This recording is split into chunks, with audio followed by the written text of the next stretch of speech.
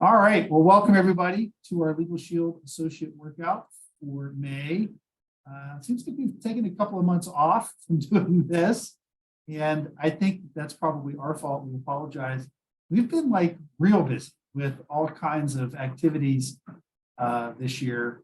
And Noemi, I've got some flowers on my screen here. It's not the It's not the PowerPoint. Okay, no, hold it's on. not the PowerPoint. We've been really busy and we've rescheduled this, and I think we've rescheduled it into the busiest month that we have in the way of activity. So we apologize for that. If you do follow us on Eventbrite, you know that we have a lot of events coming up. We just did one today, our National Small Business Week, right? Small Business Week. We did our great panel discussion with some of my friends and colleagues who are all connected to the LegalShield in one way or another from across the country. So it was really wonderful to have all of those join us.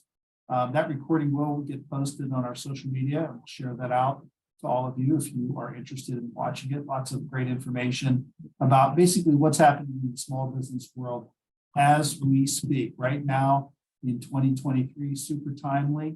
So if you are a small business owner or you have friends who are small business owners, a lot of great information available in that panel discussion about things that are going on in the small business world currently. So we'll just be looking out for that. No, I mean that went away again. There's no I'm bringing sharing. it back up. Yep. Hold on 1 second. Thanks. I was taking the side panels off. So give me 1 second. Okay. Now we should be good. All right. Hopefully the screen share will come up here real soon. There we go. All right. So why don't we go ahead and dive right in. So for our first quarter review, at least from our perspective, and I'll just say that we did something different this year as a provider law firm family. We typically meet a couple of times a year as a group to talk about what we do and how we can do it better. But this year, for the first time, ever since I can remember, we actually met in 4 separate smaller groups, and I participated in a couple of those. I was in Charlotte right before some of you may have gotten to Charlotte for a meeting. I serve on a liaison board between the home office and the provider firms, and so that's a really small group of providers from across the country. But then I also was in Minneapolis last week for another group that we participated. So I think I have a pretty good idea of what's going on with providers from all around the country in the first quarter. These are just our particular statistics that we have available for you. So we've taken over 14,000 calls just for the Commonwealth of Pennsylvania. That's where we're the provider firm for. And that equates to almost 10,000 requests for services, right? We've reviewed 11,000 documents. That boggles the mind. That's not 11,000 pages. That's 11,000 documents, right? So each of those is multiple pages. Some of them are 10, 20, 30 pages. So, you know, put a multiplier on there. We've probably reviewed over 100,000 pages of documents of one kind or another for members that have sent to us to take a look at. 400, almost 500 letters we've prepared, and we've delivered, I'm gonna say conservative, very conservative, $3.5 million worth of benefits to members. And all that number is consults, document reviews, letter writing. By and large, that's what that includes, because that's the vast majority of what we do for LegalShield members. And that's what all provider firms do. 95% of what we do for LegalShield members is we deliver those services via consults, document reviews, letter writing, maybe some phone calls on their behalf, a little bit of back and forth whenever we're negotiating with third parties. So it's a lot, right? I will say that anecdotally, our call volume and our requests for services are a little bit lower through the end of Q1 in 2023 versus Q1 of 2022. And that is lower than 2021. So the pandemic really saw the highest request for service volume that we've ever had, that I can ever recall in recent history. And we've slowly but surely been sort of floating back down to something that I would call a little bit closer to normalcy. Really know why that is, but I would just say that, you know, that's the way it is. We continue to see in the top 5 or so areas for requests for services, estate planning related matters are typically our top. And then consumer finance related matters are typically the second, followed in no particular order with something domestic relations, real estate transactions, and typically some type of criminal law type of a related matter. So that's what your members are using the membership for. And we really do encourage folks to use it for estate planning related matters. When I say estate planning, that might be getting their will done or their powers of attorney done. It might be talking with us about whether they would like to have a trust of some kind. A lot of those consults involve estates of one kind or another. Here's a case in point, right? I was just looking at some requests for services. Somebody says that I'm a beneficiary to an estate. So-and-so is the executor. I don't know what's going on. They won't answer my questions. What are my rights? Or, a parent passed away a few years ago and left us a piece of property. We never opened an estate. We'd like to sell the property now.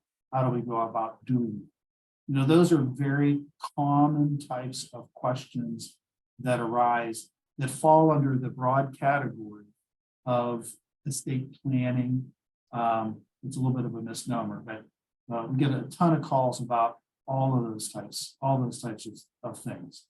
I've seen an increase, maybe because of the demographic in Pennsylvania, because we have a little bit of an older population in Pennsylvania, but I've seen an increase in folks calling in about guardianship related matters. So matters involving an elderly person that there might need to be a guardianship involved because they are no longer capable of handling their financial affairs or making decisions for themselves.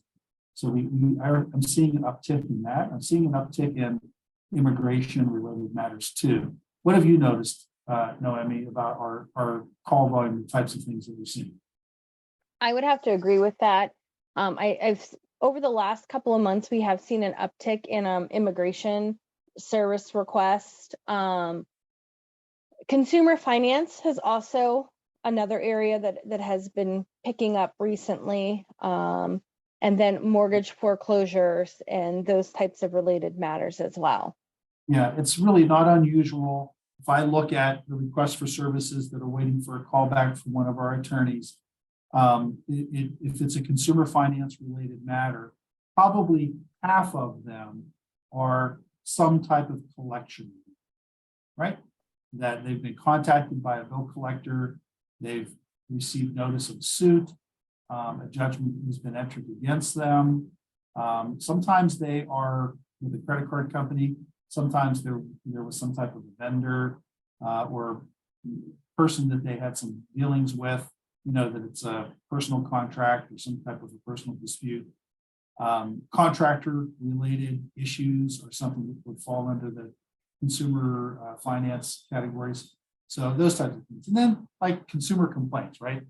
I had somebody come out to do some work or bought something, didn't get what I was supposed to get, or I'm unhappy with it, not satisfied with whatever whatever the response is from the vendor. Try to work out on my own.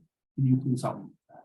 So those are the types of consumer finance related things that we typically see. That are very common,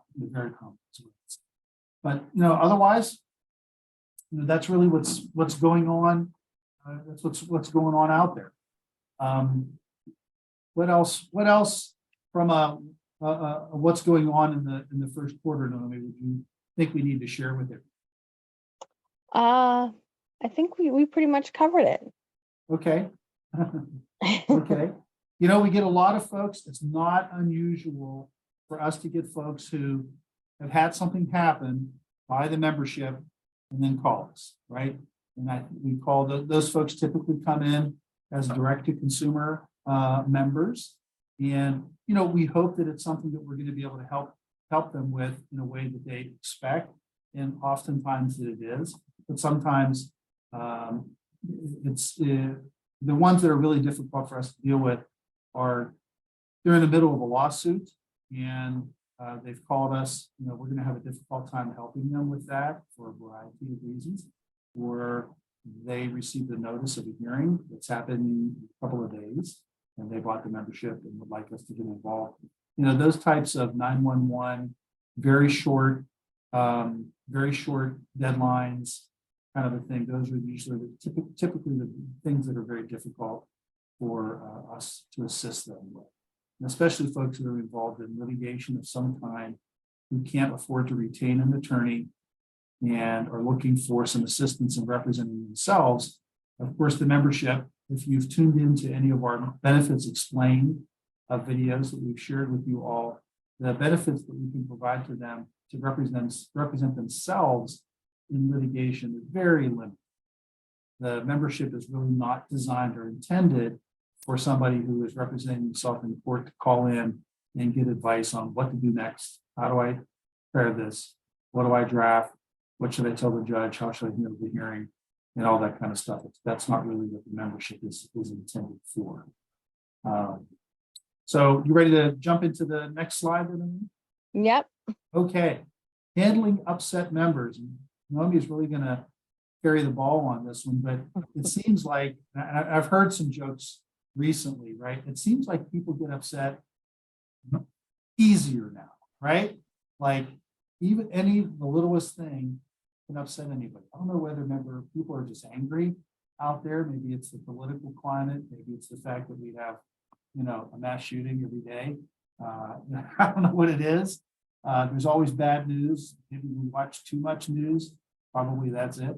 I don't know what's going on, but we have definitely experienced, I would say, an increase in folks that are just upset for whatever reason. And it's not because we have forgotten how to do good work or for a lack of effort in trying to help them. I just think that it's the nature of the way folks are these days. They have a tendency to have expectations that maybe are a little bit out of whack, or they're just generally upset and fly off the handle for even the smallest thing. So this is something that we have to deal with. Fortunately, it is a very, very small portion of the folks that we are blessed to talk with every day. I talked to a fella today from Philadelphia, and talked to him about his mother's estate, and then we sort of lost contact because he had some unexpected surgery. Caught up with him today. Good news is he's recovering. We talked a little bit about that, but then we got back to talking a little bit about his mother's estate and some things that we needed to do about that. And before I got off the phone, what I really appreciated about it, we always tell folks whenever we're getting done handling whatever it is, hey, you're going to be getting a survey in the next few days. We really appreciate your feedback. Please fill it out, send it back to us. He made a point of saying, I never got that survey and I really wanted to fill it out. And, I had dealt with somebody else in your office and they were just so kind to me. I really wanted to acknowledge that, which I really appreciate, because you don't always hear that. And that's more the norm. I don't want to send a message out there that everybody's upset all the time, because that's just not the case. It's a very small percentage of our folks who do get upset. The vast majority of folks are very, very happy with the services that we provide.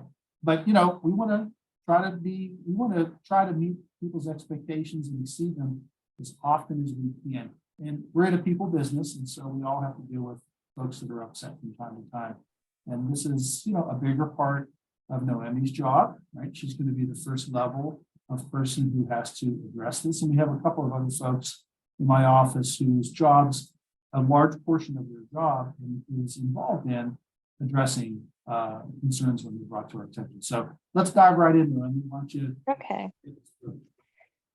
The one thing we like to do is we like to recognize the value of a difficult member, because there's always a little bit of truth behind why they're upset, and it will only make us better as an organization to figure out what happened, where we can do better to service that member. So we always try to recognize the value in a difficult member. And I know that sounds kind of weird, but that's what we do. Everyone has experienced the angry member. While it's unfortunate, it's unavoidable at times because, like Mike said, we're in a people-facing business, so we can't always make everyone happy. We try our best to make everyone happy, but it's not always the case. But we do our best, and we always try to turn that negative situation into a positive member experience. And how we react to an angry member can make or break the perception that the member has about us, Fiffik Law Group, and LegalShield, and the product that we're providing them. The first thing, what we do is when we have an upset or angry member, we have to listen.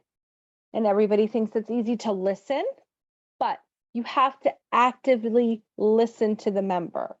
Rather than being a passive listener, you have to listen to what the member's saying, and you have to clearly understand why they're upset. The one thing you don't want to do is interrupt that member. You want to make sure you're paying attention. Most people listen with the intent to understand. They don't listen, they don't listen with the intent to understand, but they listen with the intent to reply. So right away, they want to be defensive and say, well, you should have done, well, we didn't do that.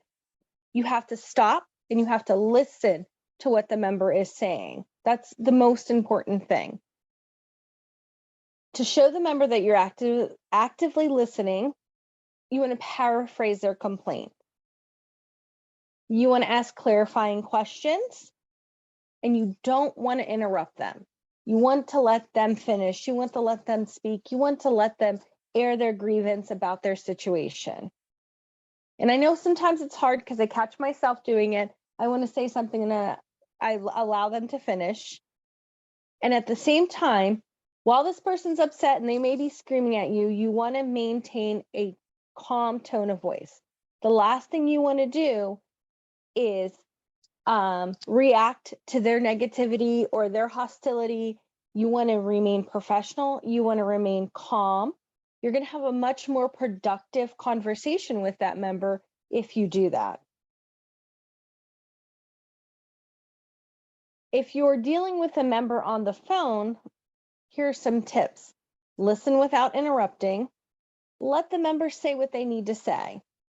Take a breath before you speak. That way, that will allow you to gather your thoughts. Slow down and bring the conversation to a calm. If you're going to email the member back or send a chat, you want to proofread your response to ensure that you have no aggressive tone to your email. Trust me, I delete emails all day long and review them and delete them before I send them. Sometimes it requires us to just step away from the situation and come back to it a few minutes later, clear our heads, go grab a cup of coffee or something, and then deal with it. This is hard, but you can't take it personally. We all do that. I sometimes have to catch myself. When a member starts yelling at us or is rude, there's nothing we are going to gain by reacting in the similar manner. You want to de-escalate the hostile member, and you want to remain calm, and you don't want to take it personally. The member's not angry with me personally. They're angry about the situation, because no matter how small or large the problem is, it's their problem and it's important to them. So we have to put our personal feelings aside, and we have to deal with the member. Noemy, can we? Yes. Can we go back a couple of slides to a couple of points that I just wanted to maybe double click on and talk a little bit more about? One of which is, and this, we're talking a little bit about this from our perspective, but this, I want to try to translate it to your perspective too, because I know that you talk to members, or you communicate with members who maybe are unhappy with the plan or the service or their interactions with us, that happens. So we want to try to help equip you too, so that we can work together as a team, right, to make sure that we can make the member happy. And I mean, let me tell you just a little secret, right? If a member cares enough to complain, right, they're probably going to keep the membership, because we get those surveys, and if somebody gives us like a 0 or a 1, especially like a 1, right, their retention rate is higher than the average. So if they care enough, if they're engaged enough to express whatever their concerns are, that's a real opportunity to actually keep a member for a long period of time. So we really care about this, and we want to know when folks are unhappy, because there's an opportunity there for us. So that was sort of one thing that I wanted to just double click on and mention to you. Secondly, it's really important to ask clarifying questions. So the best help that associates can give us is, instead of just forwarding a complaint to us, right? You got an email from a member saying they're unhappy, and your first inclination might be to just send it to us and say, this person's unhappy, take care of it, right? You may want to take a moment to, of course, acknowledge with the email. You probably would do that, but some folks not necessarily. They might just say, I forwarded it to the provider firm. They'll be in touch with you, ask them to get a hold of you, right? That might just be received as passing the buck, right? But you may want to ask these clarifying questions. I think that's a very important point that Noah brought up. Ask questions, right, about what it is that is going on, right? How did they contact us? Were there any important deadlines? What were their expectations? How were their expectations not met? And did we communicate with them? And how did we make attempts to communicate with them? Especially if somebody is telling you that they haven't received communications from us, that is very, very unlikely, right? We acknowledge each and every request for service with an email confirming it. Whenever we return, whenever somebody requests services, right, we are calling them or making our initial contact with them in about 2 hours, right? That's just, it happens, right? We have a system in place. We call them, and then if we can't get a hold of them, we'll leave a voicemail if it's possible to leave a voicemail. Some folks have voicemail that isn't set up. Some people have voicemail that's full, and we can't do that. And we will text them. Now, we don't always know if the phone number that they gave us is a number that can receive a text message, but we at least make an attempt to text them, because if you're a member in Pennsylvania, you probably should receive text messages from us, because we do a lot of texting. Not on Noemi's list of statistics is the number of texts that we have sent. Maybe while I'm talking, she can check real quickly to let you know how many text messages we've sent through March 30th. We can do that. I gonna- think Claire already, yep, I have that. Let me just pull it up. So we do a lot of communicating with members. I think you're sharing your screen, Rose. I moved it. Okay. We do a lot of communicating with them. But ask clarifying questions. Ask what's going on, and in particular, right? What were you expecting, and how did we fail to meet your expectations? And that's going to be very revealing to you, because they may tell you something that they were expecting that was not something that we could deliver, right? Because it's beyond the scope of the benefits, or it's an unreasonable expectation, or whatever. And so you have an opportunity, as you pass their concern on to us, to begin setting their expectations about what it is that we're going to be talking to them about.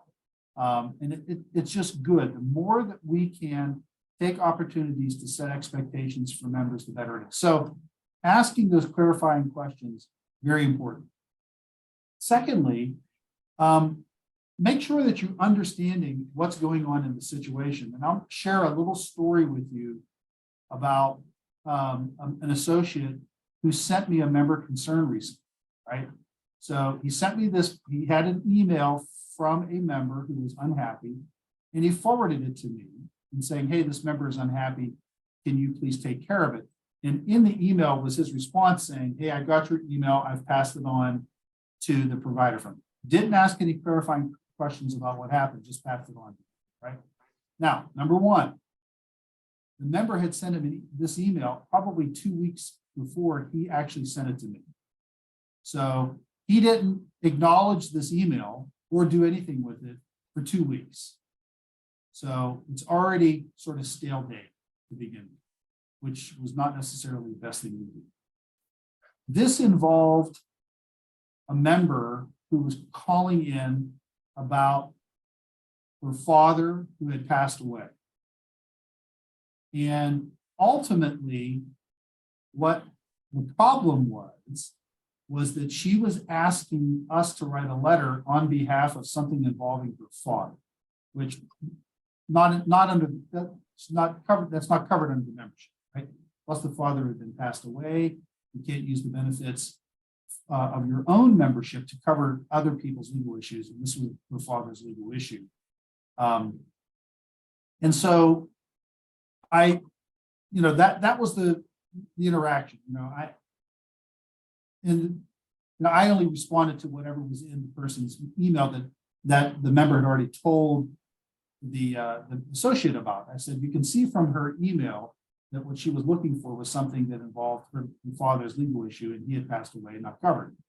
So the associate then responds to the member, not understanding the situation, to say, your father's legal matters aren't covered under your plan. Perhaps your father could buy a membership, which of course, her father's dead, right?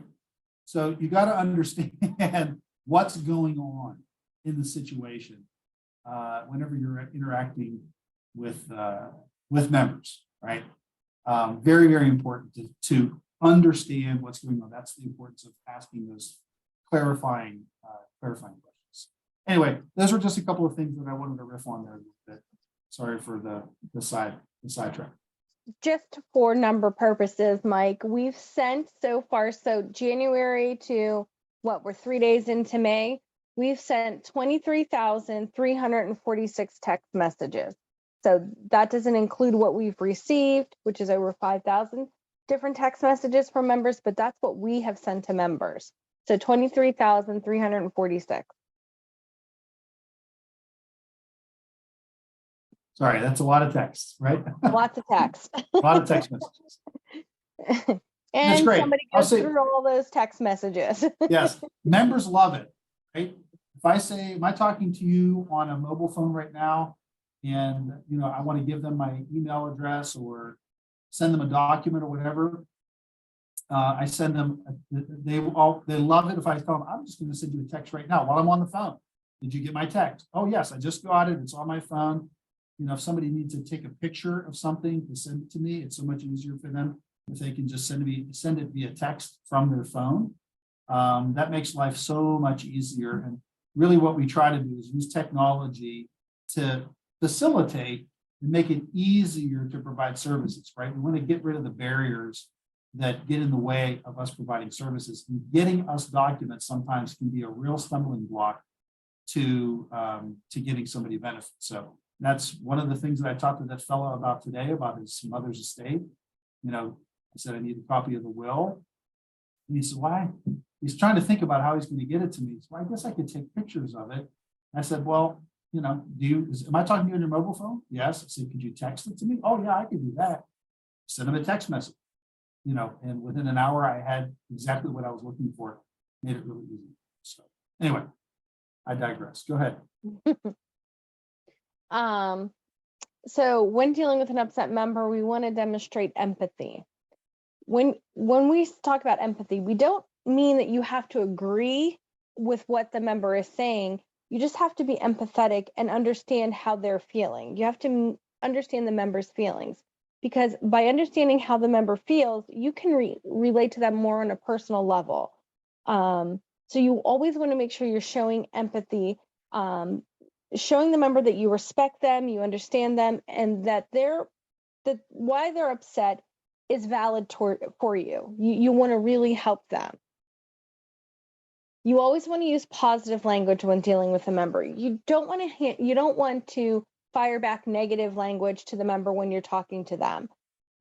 This is something that we practice throughout the entire firm, not just with our attorneys, with our support staff too. You always want to use positive language. You want to say that you're sorry that they're feeling frustrated right now.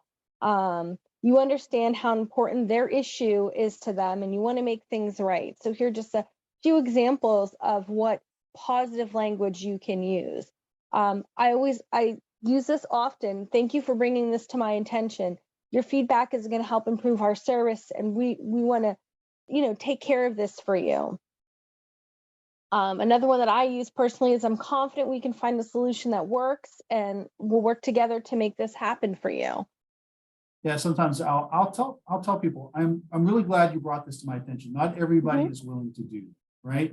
So thank you. I really appreciate that. I might, as you listen to somebody,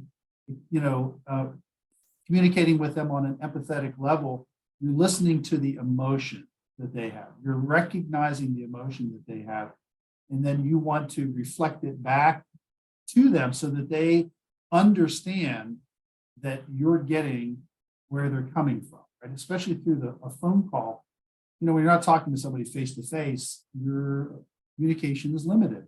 And the best that we can do whenever we're on the phone is listen to their tone of voice.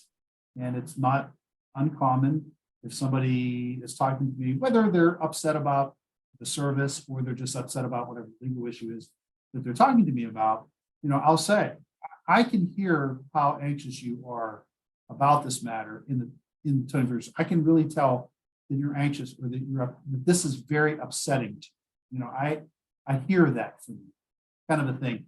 And it really sets the tone for the conversation, because now, okay, this guy gets me. And now we have a little bit more of a meeting of the mind, right? Now we're talking on the same level. They're tuned in more because they know that I'm paying attention. And they're now ready to hear whatever advice that I have to give them or solution that I might have to offer to them. Even if it's somebody that says, I'm really unhappy. I thought that, I'm in this lawsuit and I wanted somebody, I have this pleading that I have to file by such and such a date. I can't afford to hire a lawyer. Why can't you prepare it and give it to me so that I can file it on my own, right? Not terribly unusual thing. Some folks are upset about it because they don't understand we don't prepare court pleadings for them to file on their own. That's not part of the consultation benefit.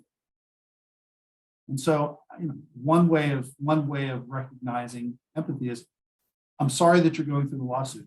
It must be upsetting to understand how difficult that is. I want to try to do my best to help you with that. And I can understand why you might need this. So it's not something that's covered by the consultation benefit, but let me see what else I can offer to you, or point you to some other resources that you can use to try to do this. Right? I'm not saying yes, but I'm acknowledging how upsetting it is. May help, may not help, but it can't hurt, right?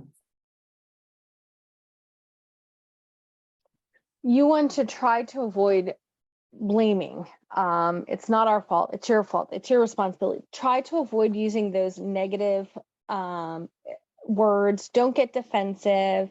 One thing that irks my soul is when I hear somebody tell me, well, this is the way we've always done it, because there's always room for change. There's always room for improvement.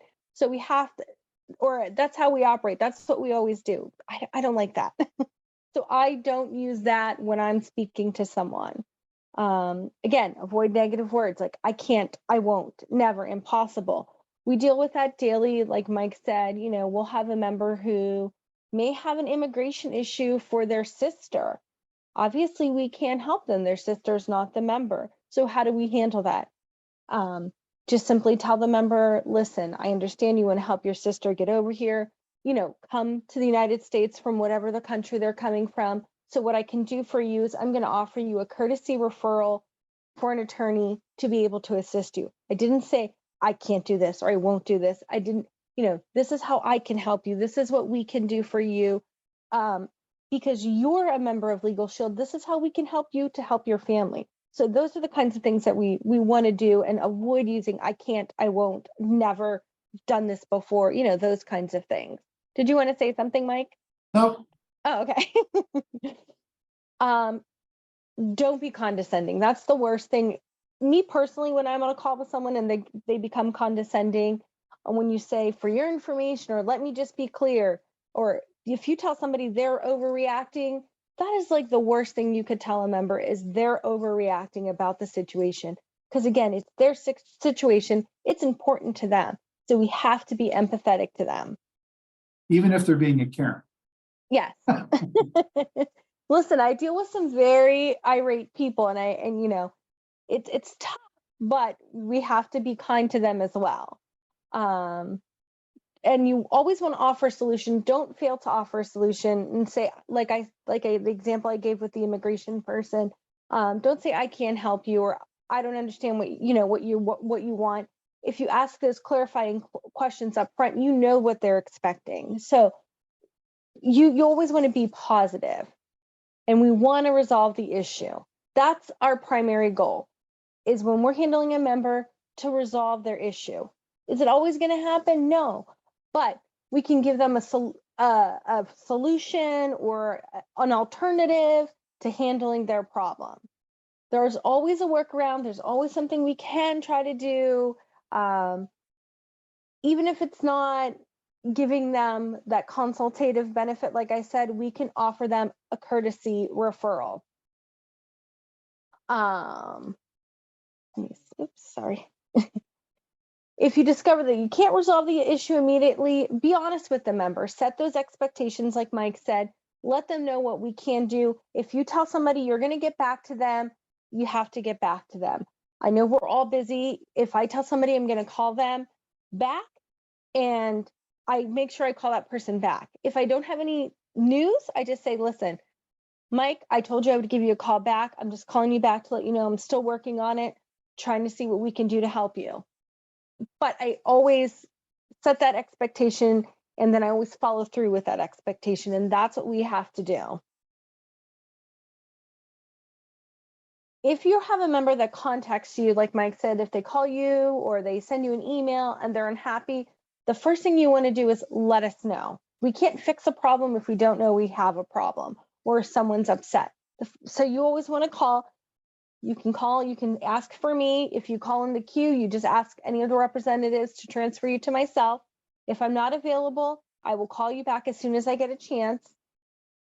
And I'm just gonna say that would really hold true for any provider firm, right? If you don't know who the LegalShield administrator is for your provider firm, or if you work with several, you should really find that information out. Get their contact information, because if you have a member that's upset, they want to know. That is the fastest and least frustrating method of getting the customer service related issue handled. I will tell you that if the member calls the home office, it's going to make it to the administrator anyway, most likely. So skip the middleman and get it directly to the delay administrator. service. If they go to the home office, it'll delay service, because Yes. it'll have to be, a complaint will have to be opened. It'll have to be reviewed. It'll be, the member will be contacted by the home office. We're still delaying service for the member. Right. So the best thing to do, I agree with Mike. I'm very close with a lot of administrators across the United States, and we're all here. We work together.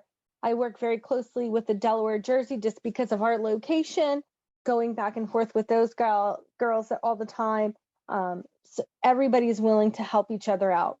In our office, we'll review the matter with myself. I'll review it with Deb Serrani. Some of you may have spoken with her. She's a longtime employee with us. She's amazing at what she does. She is our members resolution specialist. So sometimes her and I will discuss the intake to see what we can do. Or I will go to the supervising attorney. And if I have to, I'll go right to Mike and ask for some assistance on how to resolve the issue for the member. And then we'll put a plan in place on how we're going to resolve the matter. whether it's giving the member a second opinion, reviewing benefit coverage. A lot of times members are unclear what is covered and how it's covered. We will schedule time with members if they would like to go over their plan with them. Their contract will go paragraph by paragraph and explain what's covered. Either I'll do that personally or Deb Serrani will do that.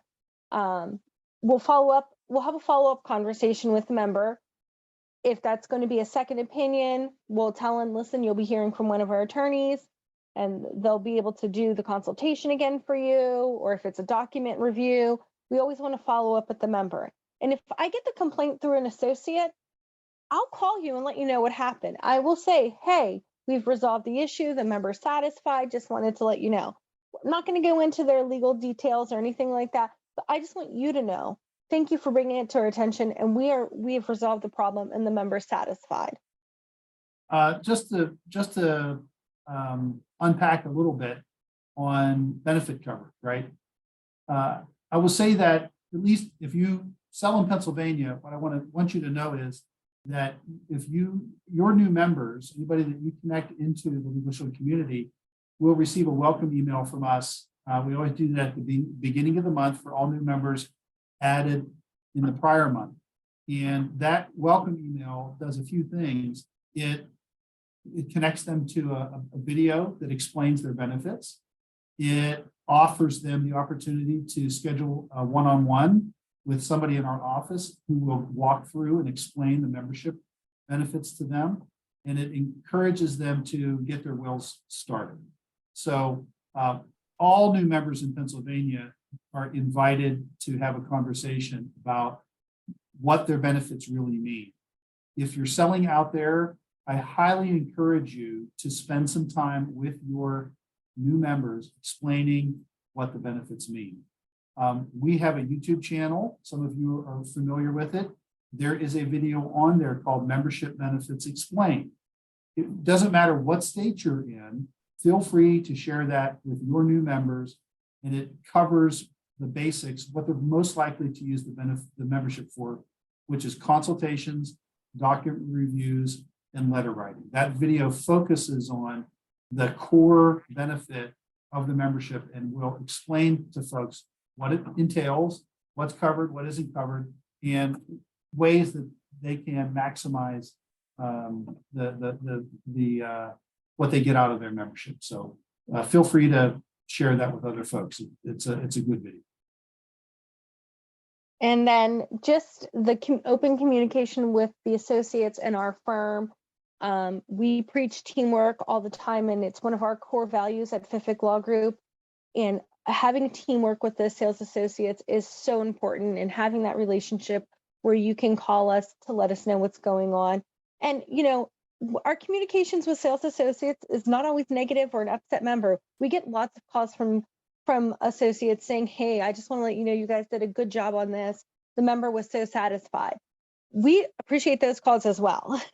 So it's not always a negative interaction, you know, or the conversation has to be a negative, you know, with an upset member or something like that. We really enjoy getting those calls when we are able to help someone. Yeah, and I will say that for associates, we answer questions for you about the membership benefits too. So feel free to ping us if you have a question about, you know, how would the membership benefits apply in this situation. Not unusual for somebody to say, I have a customer who's in this particular situation. You know, how would the benefits be used to solve their problem or to help them with whatever the problem is. We're here as a resource for sales associates, right? We do a lot. We try to do a lot to support sales associates because we think that members that are brought in through the network are the best members, the best prepared members. We want to work with you to set great expectations for associates so that they're members, so that they understand what they're buying, what the benefits entail, and they're prepared to use their membership in a way. When you prepare them and then you deliver them to us, we're going to over deliver and they're going to hopefully have the best chance of being. Okay, I think that's pretty much all we had.